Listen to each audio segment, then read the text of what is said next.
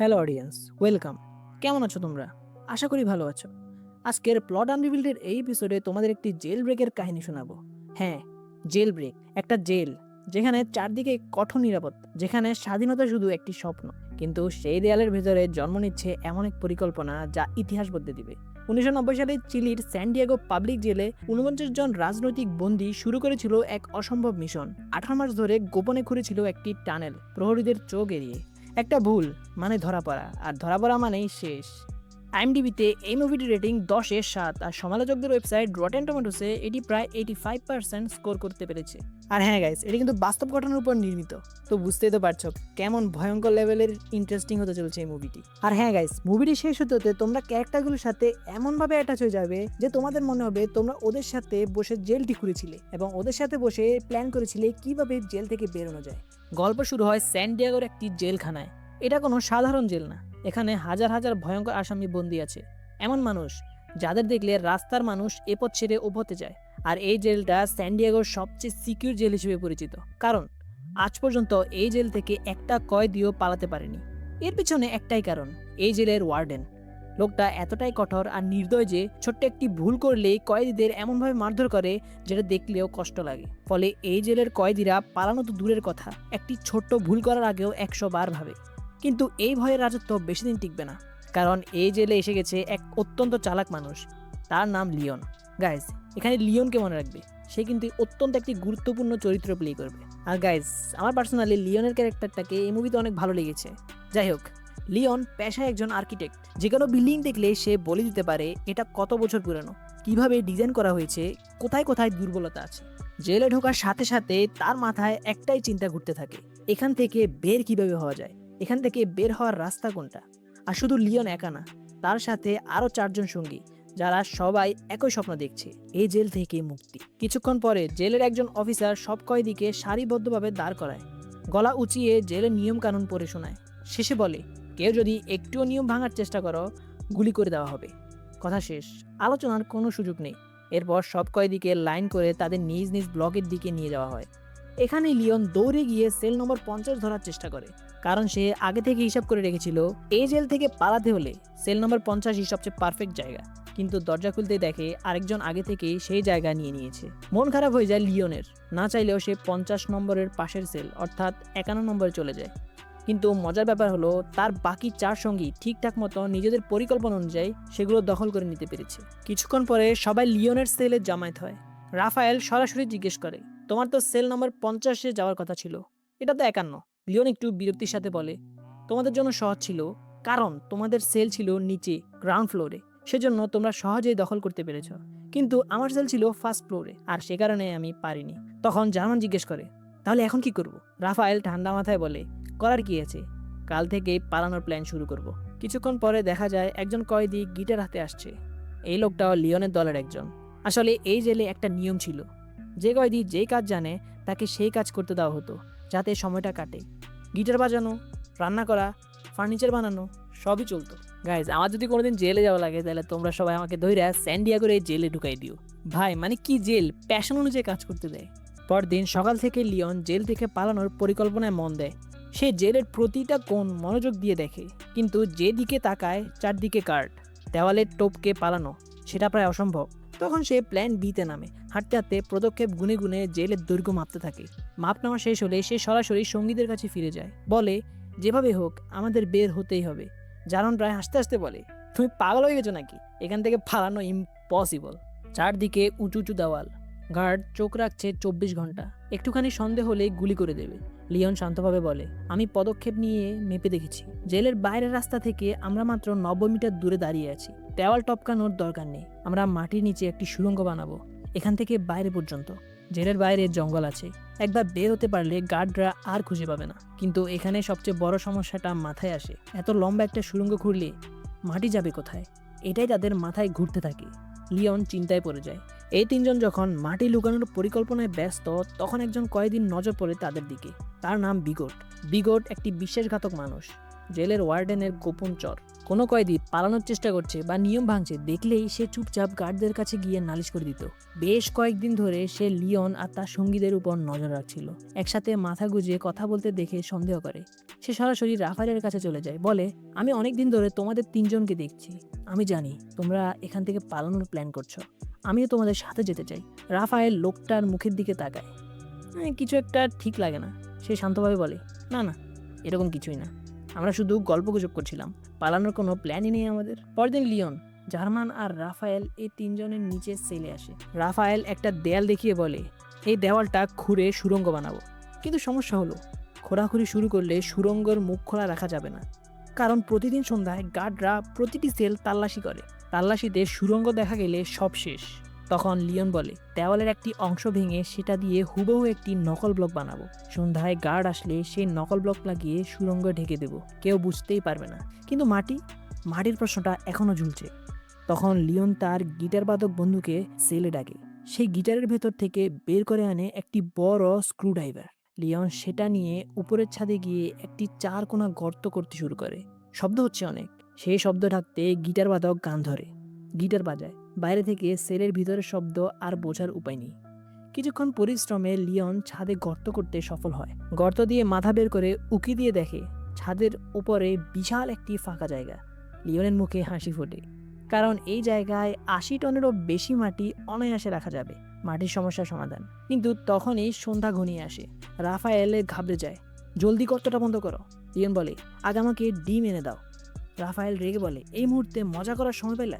Leone বলে, মজা না, জলদি ডিম আনো, তারপর দেখো। রাফায়েল ডিম আনতে ছোটে। এদিকে লিওন আর জার্মান ভাঙা ছাদের মলবা আরো গুঁড়া করে মাটি বানায়। রাফায়েল ডিম নিয়ে আসতে লিওন একটা বালতিতে সেই মাটি ঢালে, সাথে চুন মেশায়। তারপর ডিম ভেঙে সব একসাথে মিশিয়ে মাখে এবং তৈরি করে একটি ব্লক। ঠিক সেই সময় বাইরের গিটারের সুর বদলে যায়। এটা বিপদের সংকেত, মানে গার্ড আসছে। সেলের ভিতরে সবাই বুঝে যায়। হাত চলে আরো দ্রুত। সেই আটার মতো মেখে বানানো ব্লকটা ছাদের গর্তে গেঁথে দেওয়া হয়। নিচে সেই জায়গায় লাগানো হয় একটি পোস্টার। কিছুক্ষণ পরে গার্ডরা সেলে ঢুকে। লিওন আর তার বন্ধুদের বাইরে দাঁড় করিয়ে ভেতরটা ভালো করে তল্লাশি করে, কিছুই পায় না। একজন গার্ডের চোখে পড়ে সেই ছাদের পোস্টার। সেই পোস্টারটা সরাতে যাচ্ছিল, কিন্তু ঠিক তখনই বাইরে থেকে তার অফিসার ডাকে তাকে। গার্ড পোস্টার না সরিয়ে বাইরে যায়। সবার বুক থেকে একটি দীর্ঘশ্বাস বেরিয়ে আসে। অল্পের জন্য বেঁচে গেল। এভাবে কেটে যায় 34টা দিন। এবার সুড়ঙ্গ খোঁড়ার পালা। লিওন আর জার্মান ছাদে উঠে কাঠের একটি ফাঁকা বক্স বানায়। সেটা সাদা সিমেন্ট ভরে ছাদে রেখে দেয়। কয়েকদিন পর ব্লক শক্ত হয়। এবার দেয়াল কাটা শুরু। সেই আগে থেকে বানানো সিমেন্টের ব্লকের মাপ অনুযায়ী দেওয়াল কাটতে থাকে, কিন্তু কাটার সময় শব্দ হচ্ছিল। কিছু গার্ড সেই শব্দ শুনতে পেয়ে এগিয়ে আসতে শুরু করে। গার্ড আসার আগেই গিটার বাদক ছুটে এসে সতর্ক করে দেয়। সবাই থমকে যায়। সমস্যা হলো, দেওয়ালের যে অংশটুকু কাটা হয়েছে সেটা ব্লকের চেয়ে ছোট। ব্লক বসানো সম্ভব না। পালানোর আর কোনো পথ নেই। তখনই সবাই মিলে তাড়াতাড়ি ভাঙা মলবা একসাথে জমা করে সেখানে এত নিপুণভাবে সমান করে জায়গাটা ঢেকে দেয় যে বাইরে থেকে কিছুই বোঝার উপায় নেই। সবাই যার যার কাজে লেগে যায়। কিছুক্ষণ পর একজন গার্ড ঢোকে, চারদিকে ঘুরে দেখে, সন্দেহের কিছুই পায় না, এরপর চলে যায়। গার্ড বেরিয়ে যেতে রেডিওর ভলিউম বাড়িয়ে দেওয়া হয়, আর ফের শুরু হয় খোঁড়াখুড়ি। অনেক ঘন্টার পরিশ্রমের পর অবশেষে ব্লকের হুবহু মাপে দেওয়ালের একটা টুকরো কেটে বের করা গেল। সাদা সিমেন্টের ব্লক সেখানে পারফেক্টলি ফিট হয়। সুড়ঙ্গের মুখ এখন সুন্দরভাবে আড়াল করা। এরপর থেকে খোঁড়া মাটি ব্যাগে ভরে উপরের সেলে নিয়ে যাওয়া হয়। সেই সেলের ছাদের গর্ত খুলে মাটি ঢেলে দেওয়া হয় এবং উপরের ফাঁকা জায়গায়। তারপর আবার ব্লক লাগিয়ে পোস্টার দিয়ে ঢেকে দেওয়া হয়। প্রতিদিন একই রুটিন। গিটার বাদক বাইরে গান গেয়ে মনোযোগ ভোলায়, গার্ডদের উপর নজর রাখে, আর লিওন, রাফায়েল, জার্মান নিচে সুড়ঙ্গ খোদাই করতে থাকে।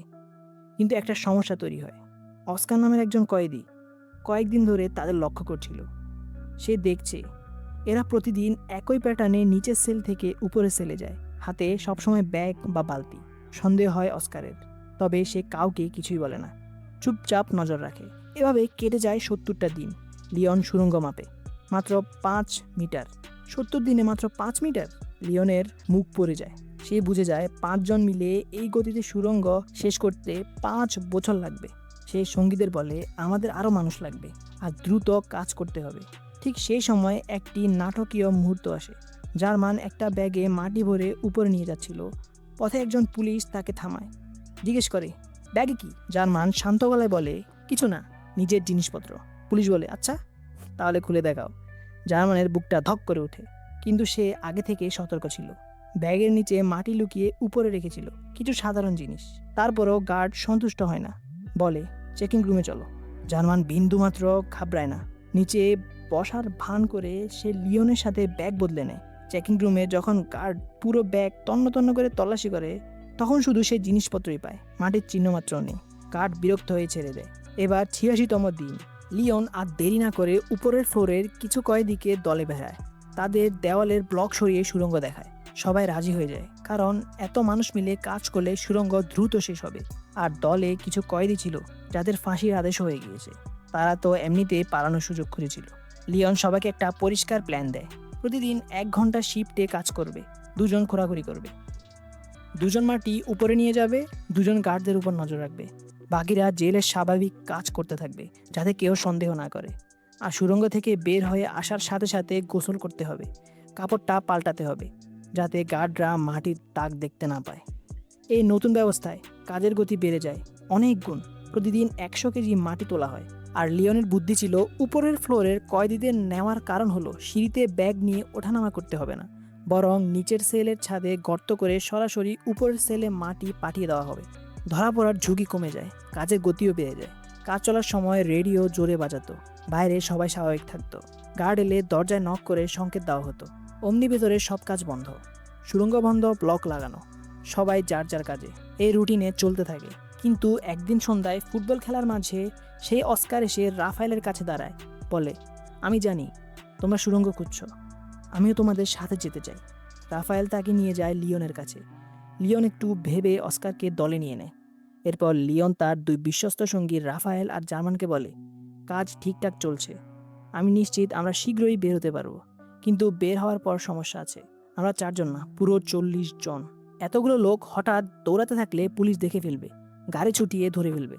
তাই বাইরে একজন মানুষ দরকার, যে সুড়ঙ্গের বাইরে বেরোনোর সাথে সাথে একটি বাস রেডি রাখবে। সবাই চিন্তায় পড়ে, কে করবে এই কাজ? লিওন বলে, রাফায়েল, তোমার বউ পলিনা আছে না, সে বিশ্বস্ত, সে পারবে, তাকেই বলতে হবে। ১৮২তম দিন, পরিবারের সাথে দেখা করার দিন। রাফায়েলের স্ত্রী পলিনা আসে। রাফায়েল তাকে গোপনে পুরো প্ল্যান বলে। বাইরে থেকে কিছু মানুষ নিয়ে একটি বাসের ব্যবস্থা করতে হবে। পলিনা রাজি হয়ে যায় এবং সে সেখান থেকে চলে যায়। এবার ২০৫তম দিন। সুড়ঙ্গ এখন অনেক লম্বা, কিন্তু একদিন ঘটে বিপদ। যে কয়েদি গিটার বাজাতো সেদিন সে সুড়ঙ্গের একদম শেষ মাথায় কাজ করছিল। হঠাৎ দুপুরবেলায়, যখন সাধারণত চেকিং হতো না, গার্ডরা এসে পড়ে। বাইরে রাফায়েল আর লিওন আটকে ওঠে। লিওন দৌড়ে সবাইকে সতর্ক করে, যা বিছিয়ে আছে সব লুকিয়ে ফেলো, জলদি। যারা কাজ করছিল সবাই সুড়ঙ্গ থেকে বের হয়ে আসে, কিন্তু গিটার বাদক আটকে যায়। সে ছিল একেবারে গভীরে, তার পক্ষে সময় মতো বেরোনো সম্ভব না। বাইরে পরিস্থিতি উত্তপ্ত হচ্ছে। তখন রাফায়েল দ্রুত বুদ্ধি করে সব কয়েদিদের একসাথে জড়ো করে গার্ডদের সামনে দাঁড় করিয়ে দেয়। পুলিশ অফিসার রেগে গিয়ে কয়েদিদের উপর চড়াও হয়। কয়েদিরাও পাল্টা রুখে দাঁড়ায়, সুড়ঙ্গে আটকে পড়া সঙ্গীকে বের হওয়ার সময় দিতে। এই হট্টগোলের ফাঁকে গিটার বাদক কোনো মতে সুড়ঙ্গ থেকে বেরিয়ে আসে। সে সিমেন্টের ব্লক লাগিয়ে সেলের দরজা খুলে দেখে বাইরে কেউ নেই। আসলে গার্ডের উপর হামলার অভিযোগে সব কয়েদিকে কাপড় খুলিয়ে রোদে দাঁড় করিয়ে রাখা হয়েছে। কিছুক্ষণ পরে ওয়ার্ডেন আসে, ঠান্ডা গলায় বলে, সূর্য না ডোবা পর্যন্ত এদের বাইরে রেখো, একদিনের খাবার বন্ধ। অন্যদিকে রাফায়েলের স্ত্রী পলিনা একটি গির্জায় গিয়ে লিওনের বাবার সাথে দেখা করে। লিওনের বাবা একজন পাদ্রী। সেখানে লিওনের পুরনো বন্ধুও আসে। পলিনা সব প্ল্যান খুলে বলে একটা বাসের ব্যবস্থা করতে হবে। লিওনের বন্ধু বলে, বাসের ব্যবস্থা আমি করব। এদিকে জেলে রাফায়েলের সাথে দেখা করতে আসে তার উকিল। সেই সময়ে ওয়ার্ডেন এসে রাফায়েলকে সিগারেট দিতে চায়। রাফায়েল নেয় না, কিন্তু ওয়ার্ডেন সিগারেটের প্যাকেটটা চিনে নেয়, কোন ব্র্যান্ড মাথায় গেঁথে নেয়। ১ বছরের বেশি সময় পাড়িয়ে গেছে। সুড়ঙ্গ এখন অনেক গভীরে, অনেক লম্বা, কিন্তু এবার নতুন বিপদ। একদিন সুড়ঙ্গের ভেতরে কাজ করছিল একজন কয়েদি। হঠাৎ সে জ্ঞান হারিয়ে ফেলে, কারণ এত গভীরে অক্সিজেনের অভাব। রাফায়েল ঠিক পেছনেই ছিল, কোনো মতে টেনে বের করে আনে তাকে। সন্ধ্যায় মিটিংয়ে সমস্যাটা নিয়ে আলোচনা হয়। সুড়ঙ্গ এত লম্বা হয়ে গেছে যে ভেতরে শ্বাস নিতে কষ্ট হচ্ছে। তখন জেলে কাজ করে একজন কয়েদির কথা মনে পড়ে। তার কাছে একটি মোটর আছে। রাফায়েল তার কাছে যায়, বলে, তুমি আমাদের এই মোটর দিলে তোমাকেও আমাদের সাথে নিয়ে যাব। সেই কয়েদি রাজি হয়। মোটরের পাখা লাগিয়ে প্লাস্টিকের পাইপের মাধ্যমে সুড়ঙ্গের একেবারে শেষ মাথা পর্যন্ত অক্সিজেন পৌঁছানো হয়। এবার ভেতরে কাজ করতে আর কষ্ট নেই, কাজ আবার জোরে চলে। কিন্তু ওয়ার্ডেনের সন্দেহ বাড়ছে। সে বিগটকে ডেকে একটি সিগারেটের প্যাকেট দেয়, বলে, জেলে কিছু একটা ঘটছে মনে হচ্ছে, কয়েদিদের উপর নজর রাখো। বিগট রাজি হয়। তখনও বিগট জানে না কয়েদিরা সুড়ঙ্গ খুঁজছে। এবার 514তম দিন, জেলের বাইরে পর্যন্ত সুড়ঙ্গ পৌঁছে গেছে।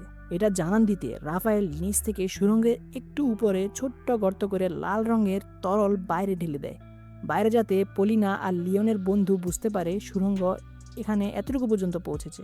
এদিকে বিগট রাফায়েলের উপর সন্দেহ করে, কিন্তু নিশ্চিত না। তাই একদিন রাফায়েলের কাছে এসে কান্নার ভান করে বলে, আমি জানি তোমরা পালানোর প্ল্যান করছো, প্লিজ আমাকেও নিয়ে যাও। বাইরে আমার বউ, আমার মেয়ে অপেক্ষা করছে। রাফায়েল প্রায় বলতে যাচ্ছিল, তখনই তার চোখে পড়ে বিগটের হাতে সিগারেটের প্যাকেটটি। চিনতে ভুল হয় না, এটাই ছিল সেই প্যাকেট যেটা কিছুদিন আগে ওয়ার্ডেনের হাতে দেখেছিল। রাফায়েল মুখ বন্ধ করে নেয়, বিগট কিছুই বলে না। অন্যদিকে লিওনের বন্ধু কুকুর নিয়ে দৌড়ানোর ছদ্মবেশে জেলের কাছে আসে, লাল তরলের চিহ্নটি দেখতে পায়। পরদিন লিওনের বাবা জেলে দেখা করতে আসেন, বলেন, তোমরা জেলের বাইরে সীমানা পার হয়ে গেছো, কিন্তু সঠিক জায়গায় এখনো পৌঁছাওনি, আরও 40 ফুট ঘুরতে হবে। আবার শুরু হয় ঘোরাঘুরি। শেষ হওয়া মাত্রই কয়েকদিন বাকি, কিন্তু তখনই প্রকৃতি বাধা দেয়। হঠাৎ একটা বিশাল ভূমিকম্প, জেলের দেওয়াল কাঁপতে থাকে। লিওন তখন বাইরে বন্ধুদের সাথে ফুটবল খেলা দেখছিল। কম্পন অনুভব করতেই ছুটে আসে সুড়ঙ্গের দিকে। গার্ডরা কয়েদিদের বাইরে নিয়ে যাচ্ছে, যাতে দেওয়াল ধসে চাপা না পড়ে। এই সুযোগে লিওন কোনো মতে সুড়ঙ্গ আটকে পড়া সঙ্গীকে বের করে আনে, তারপর নিজেই আবার ভেতরে ঢোকে, দেখতে সুড়ঙ্গ অক্ষত আছে কিনা। সুড়ঙ্গ পুরোপুরি ঠিক ছিল। লিওনের মুখে স্বস্তির হাসি ফোটে। এরপর একদিন লিওন হুইল চেয়ারে বসা একজন কয়েদির কাছে যায়, বলে, আমরা শীঘ্রই বের হচ্ছি, তুমি চলো আমাদের সাথে। সে লোক বলে, তুমি জলদি বেরিয়ে যাও, আমার চিন্তা করো না, আমি পারবো না তোমাদের সাথে যেতে। এবার এলো সেই রাত, যে রাতের জন্য এত মাস অপেক্ষা। সব কয়েদি টিভিতে মগ্ন, স্ক্রিনে রোম্যান্টিক সিনেমা চলছে। একে একে পালানোর দলের কয়েদিরা উঠে সরে যায়, কেউ খেয়াল করে না। সবাই সুড়ঙ্গওয়ালা সেলে জমায়েত হয় আর একে একে সুড়ঙ্গে নেমে যায়। টিভি দেখতে দেখতে হঠাৎ বিগটের চোখ যায় পেছনে, কয়েকটা আসন ফাঁকা। সন্দেহ হয়, সে রাফায়েলের সেলের দিকে হাঁটতে শুরু করে। পথেই হুইল চেয়ারে সেই লোক তাকে থামানোর চেষ্টা করে। বিগট তাকে ধাক্কা দিয়ে মাটিতে ফেলে দেয়, সোজা রাফায়েলের সেলে চলে যায়। সুড়ঙ্গ দেখে ফেলে, সেখানে দাঁড়িয়ে ছিল অস্কার, সুড়ঙ্গে নামবে বলে অপেক্ষা করছিল। বিগট পুলিশ ডাকতে যায়, কিন্তু অস্কার তাকে ধরে ফেলে। দুজনের মধ্যে তুমুল মারামারি। বিগট স্ক্রুড্রাইভার দিয়ে অস্কারকে ব্যাহতভাবে আঘাত করে মারাত্মক জখম করে দেয়, কিন্তু অস্কার তবুও তাকে ছাড়ে না। শেষমেশ বিগটকে মেরে বেহুশ করে দেয় অস্কার। অস্কার এরপর সুড়ঙ্গে নামতে চেষ্টা করে, কিন্তু বাহুতে মারাত্মক জখম হওয়ার কারণে সে আর পারে না।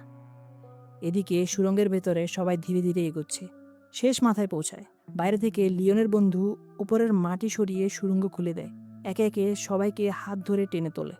বাইরে আলোয় বের হয়ে আসে কয়েদিরা, সবাই তাড়াতাড়ি কাপড় বদলে নেয়। সামনের ব্রিজে একটি বাস আসছে, দেখতে পেয়েই সবাই দৌড়ায়, বাসে উঠে পড়ে, কিন্তু অস্কার নেই। সবাই অপেক্ষায়। চারণ বলে, মনে হচ্ছে অস্কার কোনো বিপদে পড়েছে, আমি যাচ্ছি। সে ফিরে যায়। এদিকে জেলে সিনেমা শেষ, কয়েদিরা নিজ নিজ সেলে ফিরছে। হুইল চেয়ারের সেই লোক সবাইকে বলে দেয়, রাফায়েলের সেলে একটি সুড়ঙ্গ আছে, পালাতে চাইলে যাও, পালাও। কথা শুনে একদল কয়েদি সেদিকে দৌড়ায়। গার্ডরা সন্দেহ করে, বাকি গার্ডরাও ডাক পড়ে। হঠাৎ পুরো জেলে সাইরেন বেজে ওঠে। বাসে বসা কয়েদিরা শুনতে পায়, বুঝে যায় আর দেরি নেই।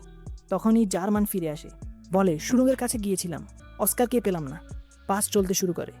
জেলের ভেতরে অস্কার জখমের কারণে পালাতে পারেনি, সে থেকে যায়।